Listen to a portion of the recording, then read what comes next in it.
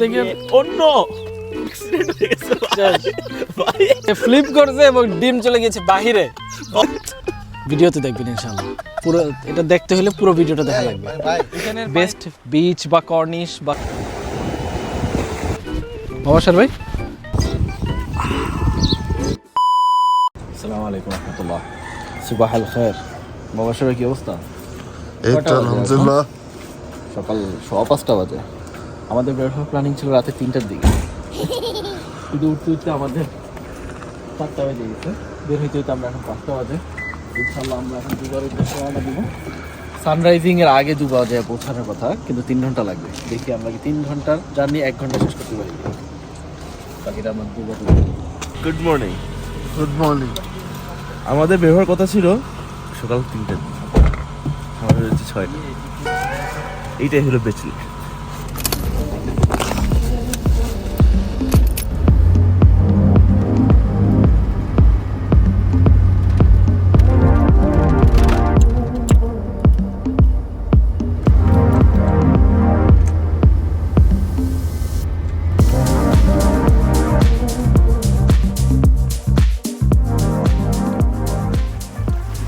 তো ফাইনালি আমরা 200 kilometre 250 kilometre almost journey করার পরে আমরা পৌঁছাইলাম সৌদি আরবের one of the best beach বা কর্নিশ বা সমুদ্র সৈকত যেটাকে বলা হয় দুবা, যেটার এক সাইডে পাহাড়, একটু দূরে হলো কিন্তু ওই সাইডে হচ্ছে গিয়ে পাহাড় এবং এই সাইডে হচ্ছে গিয়ে সমুদ্র।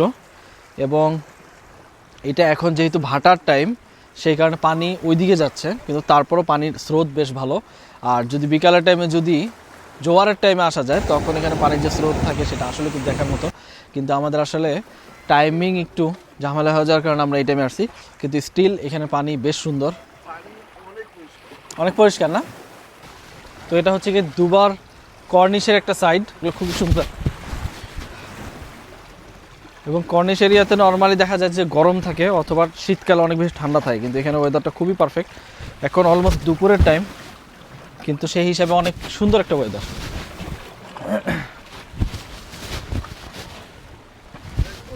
Let's go. সমুদ্র সৈকত দেখার মজা অন্যরকম না? দূর দূরান্ত পর্যন্ত কোনো সীমানা নেই। প্রথমে আমরা দেখতে পারতেছি বুর্জ খলিফা, আমাদের হাইটের থেকে একটু উঁচা।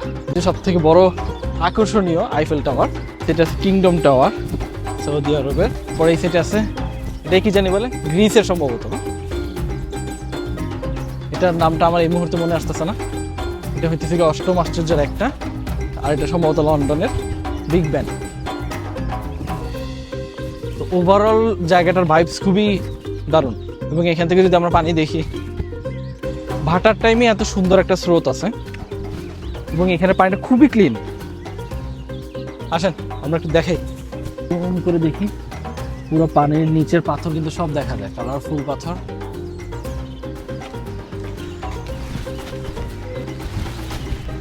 দেখতে পাচ্ছি এখানে একটা মাছ অলরেডি ধরছে, এখানে ফিশিং ম্যান। তো এটা স্টিল মানে শ্বাস নিতেছে, মাছটা এখনো জীবিত আছে, তার মানে এখানে মাছ পাওয়া যায়, যে ব্যাপারে আমার সন্দেহ ছিল। তো এই যে সে এখানে মাছ ধরতেছে, এখানে আরও অনেক মানুষ মাছ ধরতেছে। ওই সাইডেও আমরা যদি দেখি, ওই পাশেও মাছ ধরতেছে এবং তারপরে ওই সাইডেও কিন্তু আরও অনেক মানুষ মাছ ধরতেছে। তো তার মানে এখানে ভালোই মাছ পাওয়া যায় এবং একটা ভালো ফিশিং ট্রেন্ড এখানে আছে। ব্যাগ তো নিবেনি।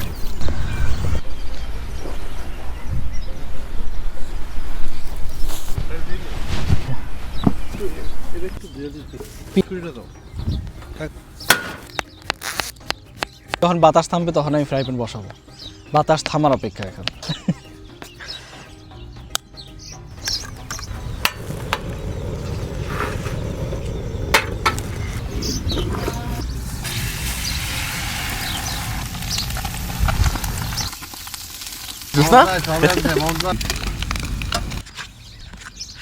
আবির ভাইয়া, ওমা সে তো খাওয়া শুরু করে দিয়েছে আমাদের এসে। সে টেস্ট করতেছে, টেস্ট কিরকম? পারফেক্ট। লবণ ছাড়া আমাদের ডিম কিরকম? হ্যাঁ টেস্ট করবেন? দেখি আমাদের শেফ, এটা ধর আমাদের মিনি শেফ, দেখি সে কি বলে। আমরা লবণ ছাড়া আজকে খাইতেছি। লবণ এনে সত্যি খারাপ। ঠিক আছে। তো আমাদের মোবাশির ভাই চ্যালেঞ্জ নিছে, তার ডিমটা ফুল গোল হবে দেখা যাক, কারণ আমাদের এর আগে আবির ভাই যেগুলো বানিয়েছে কোনোটা ফুল হয় না, সব হাফ হয়েছে। দেখি এবার মোবাশের ভাই কি সাকসেস হয় কি দেখি।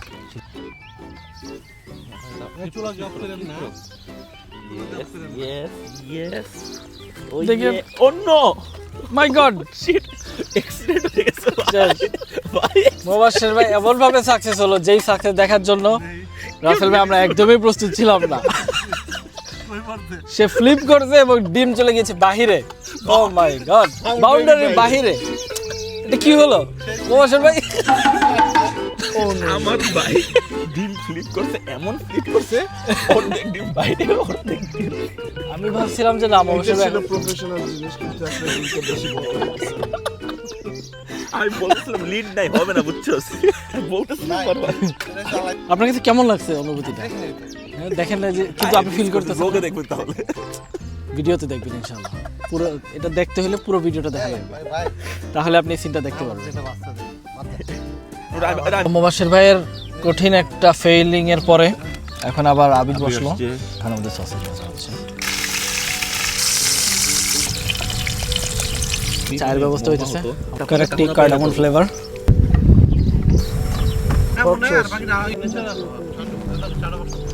ব্রেকফাস্ট রেডি আমাদের, ফ্রেশ ফ্রেশ ব্রেকফাস্ট সমুদ্র পাড়ে গাছের নিচে।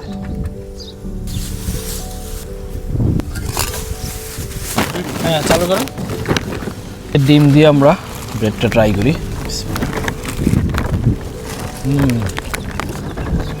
সাথে একটু হট ডগ খুলে দাও, তাহলে দেখা যাবে। তো আমাদের গরম গরম কারাকটি রেডি, একটা ভিউর সাথে।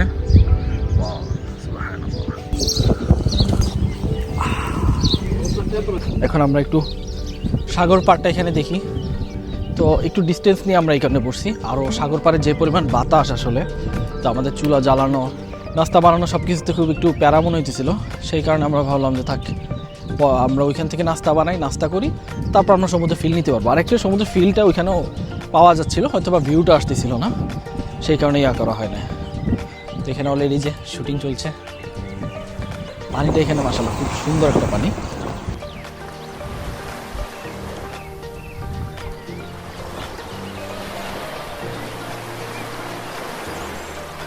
বাট আমরা একটু পানিটা দেখা দেবো না, খুব স্বচ্ছ পানি এখানে, খুব ক্লিন।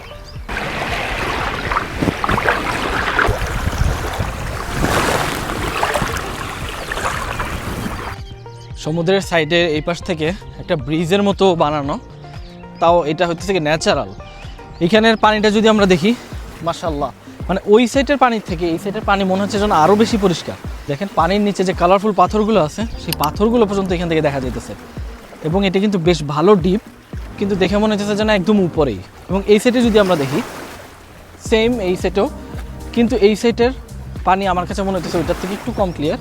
ব্রিজের এই পার আর এই পার, যদি পার দেখাই ওই পাশে দেখেন কত দূরে আমরা আসছি ব্রিজ থেকে, কত ক্লিয়ার পানি, পানির গভীরে সব কিছু দেখা যায়।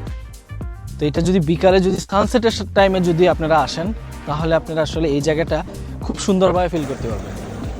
স্পেসিফিক্যালি এই জায়গাতে আমরা কিন্তু অনেক গভীরে চলে আসছি, পাড়ের থেকে অনেক গভীরে চলে আসছি।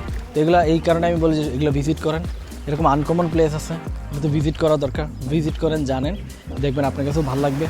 একদম ওই পাশে কোনো কিন্তু প্রান্তর দেখা যায় না, যত দূর পর্যন্ত চোখ যায় পুরোটাই সাগর আর সাগর। মানে এই যে একটা সাগরের ভিউ, এটাই সব থেকে সুন্দর, যে এখানে কোনো পার দেখা যায় না। এবং এখানে সাগরের যে মুভমেন্টটা অন্যরকম একটা সুন্দর মুভমেন্ট। কিন্তু যখন এখানে বৃষ্টি পড়তেছে মনে হয় এখানে যদি বৃষ্টি হয় তখন আমার মনে হয় পানি এখানে ইয়াটা আরও বেশি হবে। সৌন্দর্যের পিছে একটা মেইন কারণ হচ্ছে দূরে যদি আমরা দেখাই সেটা কিন্তু পাহাড়, পিছনে কিন্তু পুরাটাই পাহাড়, এই সাইডেও পুরাটা পাহাড়, জাস্ট বিল্ডিংগুলোর কারণে। এই যে আমাদের সাথে একজন ম্যাট্রিক্সের মতো দৌড়াদৌড়ি শুরু করে দিছে, তার হয়তো বা জগিং করার প্যারা উঠছে। ও মাই গড, তারপরে আর বললাম না তাক টায়ার্ড হয়ে যাবে, পরে যে সাগর পাড়ে পড়ে যাবেন। আপনি যে গতিতে যাইতেছেন আপনি যা কিন্তু ডাইরেক্ট পড়ে যাবেন। তো সবাই সেই কারণে চেষ্টা করবেন সাগর পাড়ে যাওয়ার জন্য, পাহাড়ে যাওয়ার জন্য যাবেন, তাহলে আসলে আল্লাহর সৃষ্টিগুলো আমরা বুঝতে পারবো। কিন্তু এই যে মানুষের সৃষ্টি, তারা এই জায়সা লেখালেখি করে, এগুলো বেশিরভাগ জায়গাতে গেলে আমরা দেখি যে এখানেও লেখালেখি করছে, এই সাইডেও লেখালেখি করছে। এগুলোর আসলে মানেটা আমি জানি না কিসের জন্য এগুলো লেখে আসলে ন্যাচারাল সৌন্দর্য নষ্ট করার কোনো মানে হয় না। হ্যাঁ, সামটাইমস আমরা লিখতে পারি, কোনো ইস্তেগফার এগুলো লিখতে পারি, সেগুলোর ভিতরে ফায়দা আছে, কিন্তু এই নাম লেখা বা এগুলো লেখার ভিতরে কোনো ফায়দা নেই। তো যাই হোক, সুন্দর একটা জায়গা ছবি তোলার জন্য আমরা এখানে কিছু ছবি তুলতে পারি, কিছু গ্রুপ ফটো তুলতে পারি। চলো ট্রাই করি আমরা কিছু গ্রুপ ফটো তোলা।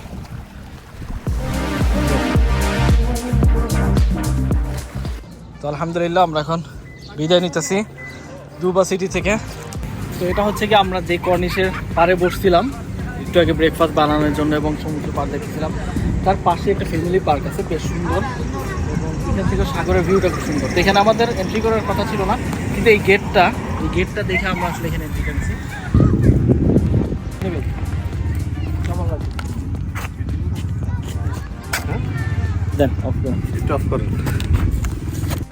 এটা হচ্ছে গিয়ে মূলত দুবার একটা হেরিটেজ ভিলেজ বলা যায়, যেটা 1000 বছর পুরনো একটা হেরিটেজ সাইট ভিলেজ বলা যায়, হেরিটেজ সাইট বলা যায়। যদি বাইরে থেকে দেখি, পাশ থেকে, পুরোটা কিন্তু এখনো একদম গাছপালায়, যেমন জঙ্গল যেরকম থাকে ওই সাইডে গর্ত সিস্টেম আছে, কিন্তু এগুলো কিন্তু সব ন্যাচারালি, কোনো কিছু লাগানো না। ন্যাচারালি পুরানো বাড়িতে বা পুরোনো বিল্ডিং পরিচয় জায়গা যেরকম থাকে অলমোস্ট ওই রকমের হয়ে গেছে। কোনো কিছু যদি না থাকে, এটা কিন্তু একটা হন্টেড প্লেস টাইপের ছিল। তো আমরা এখানে ভিতরে যাই, দেখি হয়তো বা এখানে বাদুর টাদুর থাকতে পারে। ভিতরে আরো গভীর আছে, কিন্তু পুরোটা অন্ধকার, কোনো লাইটের ছোঁয়া নেই, কোনো কিছুই নেই। আমরা সৌদি আরবে অন্যান্য জায়গাতে দেখতে পারি এই টাইপের যেসব কেভ গুলো আছে সেগুলোর ভিতরে লাইটিং সিস্টেম করা থাকে, কিন্তু এটার ভিতরে টোটালি কোনো কিছুই করা হয় না। দেখি এরকম একটা হেরিটেজ সাইটের সাথে এরকম আসলে একটা বোট এরিয়া, যেখান থেকে বোট রেন্ট নেওয়া যায় এবং ঘোরা যায়, খুব সুন্দর একটা জায়গা সাগর পাড়ের সাথে। মানে এই জায়গাগুলো আসলে টাইম নিয়ে দেখার মতো, স্টাডি করার মতো। তো সেই কারণে আসলে দুবাতে আসলেও একটু টাইম নিয়ে আসা উচিত, জায়গাগুলো সুন্দরভাবে দেখা হলো। এবং এটার কিন্তু ওই সাইডেও আরো জায়গা আছে যেগুলো হয়তো বা ভিতরে গেলে আমরা আরো অনেক কিছু দেখতে পারবো, কিন্তু আমাদের যেহেতু টাইম শর্ট, তো সেই কারণে আমরা বেশি দেখার ট্রাই করব না। কিন্তু ইনশাল্লাহ আমরা দুবাতে আবার টাইম নিয়ে আসবো এবং পুরো দুবা সিটিটা ইনশাল্লাহ আমরা ভালোভাবে এক্সপ্লোর করব এবং দেখানোর ট্রাই করব সামনে কোনো ভিডিও। তো আপাতত আমাদের এখানে আমরা আমাদের দুবার ব্লগ করতেছি, এবং দুবার যতটুকু আমরা সম্ভব হয়েছে আমাদের টাইমের ভিতরে ততটুকু আমরা দেখানোর চেষ্টা করছি, এবং আশা করি যে আপনাদের কাছে ভালো লাগছে দুবা সিটিটা এবং আমাদের ভিডিওটা। তো দুবা সিটিটা কিরকম লাগছে, কোন জায়গাটা বেশি ভালো লাগছে, সে কমেন্ট করে জানাবেন। ভিডিও ভালো লাগলে অবশ্যই লাইক দিবেন এবং কমেন্ট করে বলবেন ভালো লাগলে। তো আপনাদের কমেন্ট, আপনাদের লাইকই আমাদের জন্য মোটিভেশন। এবং এখানে আমরা ভিডিওটি শেষ করতেছি, সে পর্যন্ত আল্লাহ হাফেজ, দেখা হবে অন্য কোনো জায়গাতে, টাটা। অবসর ভাই, আপনি এত সুন্দর একটা জায়গাতে এসা ছবি ভিডিও বাদ দিয়ে আপনি এখানে বসে আছেন মন খারাপ করে, ব্যাপার কি? প্রত্যেকবার প্যারিসের সামনে যাই কিন্তু কেউ নাই। আহা, মানে আমরা এখানে দেখবো? দুবার তো দেখতে পাবো, চলো। দুবাইতে না হোক, দুবাইতে তো দেখতে পারি।